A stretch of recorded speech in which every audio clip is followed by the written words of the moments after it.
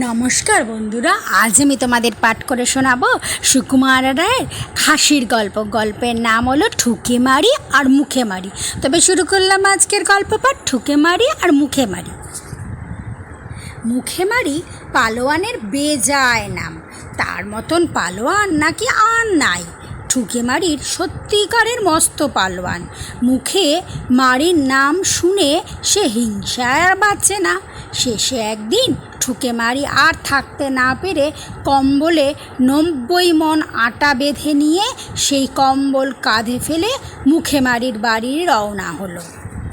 পথে এক জোয়ানের বড্ড খিদে পাওয়ায় ঠুকে মারি কম্বলটা কাঁধ থেকে নামিয়ে একটা ডোবার ধারে বিশ্রাম করতে বসলো। তারপরে চোচো করে এক বিষম লম্বা চুমুক দিয়ে ডোবার অর্ধেক জল খেয়ে নিয়ে বাকি অর্ধেকটায় সেই আটা মেখে নিয়ে সেটাও খেয়ে ফেলল। শেষে মাটিতে শুয়ে নাক ডাকিয়ে ঘুম দিল। সেই ডোবাতে একটা হাতি রোজ জল খেতে আসতো। সেদিনও সে জল খেতে এলো।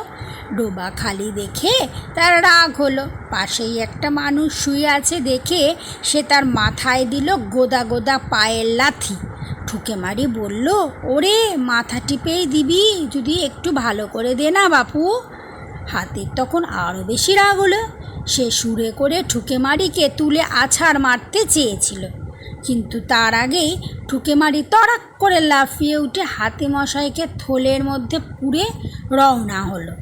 খানিক দূরে সে মুখে মারির বাড়িতে এসে হাজির হলো, আর বাইরে থেকে চেঁচাতে লাগলো, কই হে মুখে মারি, ভারী নাকি পালোয়ান তুমি, সাহস থাকে তো লড়ো না এসে। শুনে মুখে মারি তাড়াতাড়ি বাড়ির পেছনে এক জঙ্গলের মধ্যে ঢুকে পড়ল। মুখে মারির বউ বলল, কর্তা আজ বাড়ি নেই, কোথায় যেন পাহাড় ঠেলতে গিয়েছে। ঠুকে মারি বলল, এটা তাকে দিয়ে বলো যে মালিক তার সঙ্গে লড়তে চায়। এই বলে সে হাতিটাকে ছুঁড়ে দেয়, তাদের উঠোনে ফেলে দিল। ব্যাপার দেখে বাড়ির লোকের তো চক্ষু স্থির, কিন্তু মুখে মারির শিয়ানা খোকা হেরে গলায় চেঁচিয়ে উঠল, ও মা গো, দুষ্টু লোকটা আমার দিকে একটা ইঁদুর ফেলেছে, কি করি বলো তো। তার মা বলল, ভয় কিছু নেই, তোমার বাবা এসে ওকে উচিত শিক্ষা দেবেন, এখন ইঁদুরটাকে ঝাড় দিয়ে ফেলে দাও। এই কথা বলা মাত্র ঝাঁটার ঝটফট শব্দ হলো, আর খোকাটা বলল, ওই যা, ইঁদুরটা নর্দমায় পড়ে গেল। ঠুকে মারি ভাবল, যার এরকম খোকা সে নিশ্চয়ই আমার উপযুক্ত জুড়ি হবে। বাড়ির সামনে একটা তাল গাছ ছিল, সেইটা উপড়ে নিয়ে ঠুকে মারি হেঁকে বলল, ওরে খোকা, তোর বাবাকে বলিস যে আমার একটা ছড়ির দরকার ছিল, তাই এটা নিয়ে চললাম। খোকা তৎক্ষণাৎ বলে উঠল, ও মা, দেখেছ ওই দুষ্টু লোকটা বাবার খড়কে কাঠি নিয়ে পালিয়ে গেল। খড়কে কাঠি শুনে ঠুকে মারির চোখ দুটো আলুর মতন বড় হয়ে উঠল। সে ভাবলো, দরকার নেই বাপু ওইসব লোকের সঙ্গে ঝগড়া করে। সে তখনই হন হন করে গ্রাম ছেড়ে নিজের গ্রামে পালিয়ে গেল। মুখে মারির বাড়িতে এসে ছেলেকে জিজ্ঞাসা করলো, কিরে, লোকটা কই?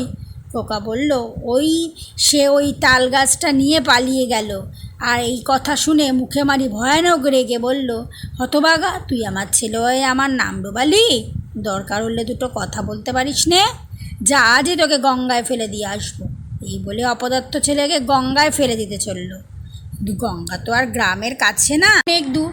মুখে মারি হাঁটছে হাঁটছে আর ভাবছে, ছেলেটা যখন কান্নাকাটি করবে তখন তাকে বলবে, আচ্ছা এবার তোকে ছেড়ে দিলাম। কিন্তু ছেলেও তো কাঁদে না, কিছু বলেও না, সে বেশ আরামে কাঁধে চড়ে গঙ্গায় চলেছে। তখন মুখে মারি তাকে ভয় দেখিয়ে বলল, আর দেরি নেই, এই গঙ্গা এসে পড়ল বলে।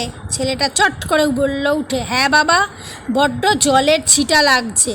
শুনে মুখে মারি চক্ষু স্থির। সে তখনই ছেলেকে কাঁধ থেকে নামিয়ে বলল, শিগগিরই বল, সত্যি করে লোকটাকে তুই কিছু বলেছিস কি না? ছেলে বলল, ওকে আমি কিছুই বলিনি, আমি মাকে চেঁচিয়ে বললাম দুষ্টু লোকটা বাবার খড়গে কাঠি নিয়ে পালিয়ে গেল। মুখে মারি একগাল হেসে পিঠ থাবড়িয়ে বলল ছেলেকে, সাবাস সাবাস ছেলে, বাপ কা বেটা। আমার গল্প পাঠ এখানেই শেষ হলো। আমার গল্পটা যদি ভালো লাগে তাহলে একটা লাইক অবশ্যই করবেন, আর কমেন্ট করে জানাবেন, আর সাবস্ক্রাইব করে আমার পাশে থাকবেন। নমস্কার।